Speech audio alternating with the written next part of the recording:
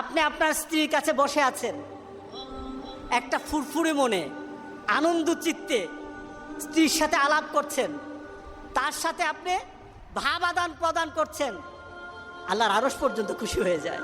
সুবহানাল্লাহ, আল্লাহর আরশ পর্যন্ত খুশি হয়ে যায়। যতক্ষণ পর্যন্ত আপনি এইভাবে আপনার স্ত্রীর সাথে কথা বলতে থাকেন, স্ত্রীর কাছে বসা থাকেন, আপনার আমলনামার মধ্যে সওয়াব লিখতে থাকে। রাসূল পাক সাল্লাল্লাহু আলাইহি সাল্লাম এই কথা বলার পর এক সাহাবী বললেন, ইয়া রাসূলুল্লাহ, স্ত্রীর সাথে একসাথে শুবো, একসাথে ঘুমাবো, একসাথে খাবো, একসাথে তাকে আদর করব, এটা কি সওয়াবের কাজ হতে পারে?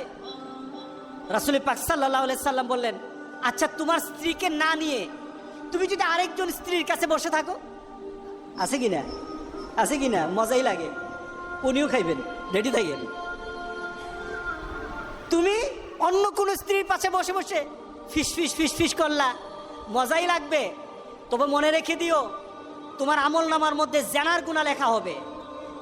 তুমি যতক্ষণ তোমার স্ত্রীর কাছে বসা থাকবে, জান্নাতের দরজাগুলি তোমার জন্য খোলা আরম্ভ হয়ে যাবে। আর যতক্ষণ পর্যন্ত পরস্ত্রীর সাথে বসা থাকবে, ততক্ষণ পর্যন্ত তোমার আমলনামার মধ্যে গুনাহ লেখা হবে কিনা। সাহাবায়ে কেরাম বলেন, ইয়া রাসূলুল্লাহ, অন্য স্ত্রীর সাথে বসলে তো গুনাহ তো হবেই, তাহলে তার উল্টাটা তোমার হালাল বউর সাথে বসলে, তোমার হালাল যাকে হালাল করেছো তার সাথে বসলে সওয়াব হয়ে যাবে। সুবহানাল্লাহ, সুবহানাল্লাহ। চাষটলে বসতে ভাল লাগে, টিভি দেখতে ভাল লাগে, আরেকজনের ভাবিকে ডেকে ডেকে মুখের মধ্যে পানি এনে দেয়, ভাবি কেমন আছেন, বউকে বলো না, বউ তুমি কেমন আছো। শরম লাগে, শরম লাগে। রাসূল পাক সাল্লাল্লাহু আলাইহি সাল্লাম বললেন যে বিয়ের মাধ্যমে স্বামী এবং স্ত্রী, ছেলে এবং মেয়ের যৌনতাকে পবিত্র করা হয়। সুবহানাল্লাহ, সুবহান, কত সুন্দর কথা।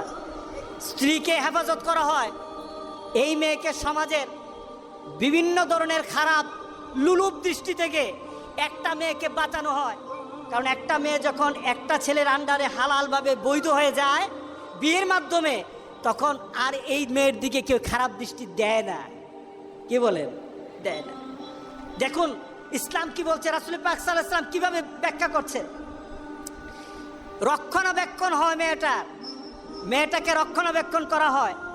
কারণ একটা ছেলে যখন একটা মেয়েকে বিয়ে করে, তার চিন্তা চেতনায়, তার ভাবনায়, তখন মনে হয় যে এই মেয়েটাকে সকল ধরনের বিপদ আপদ থেকে আমি রক্ষা করব, আমি তার পাশে থাকব, আমি তাকে বিভিন্ন গার্ড দেব, তাকে তার বিপদের সময় আমি কাছে থাকবো।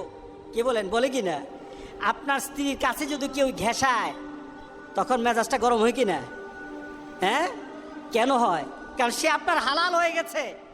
রাসূল পাক সাল্লাল্লাহু আলাইহি সাল্লাম বললেন, কেউ যদি ঘেঁষতে চায় তোমার মেজাজ গরম হয়ে যায়, তার পিছনে কারণ হলো তুমি তার রক্ষক হয়ে গেছো।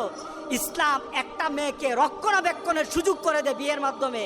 আর ওই মেয়ে যে স্টাইল করে বিয়ে করেছে, সন্তান প্রজননের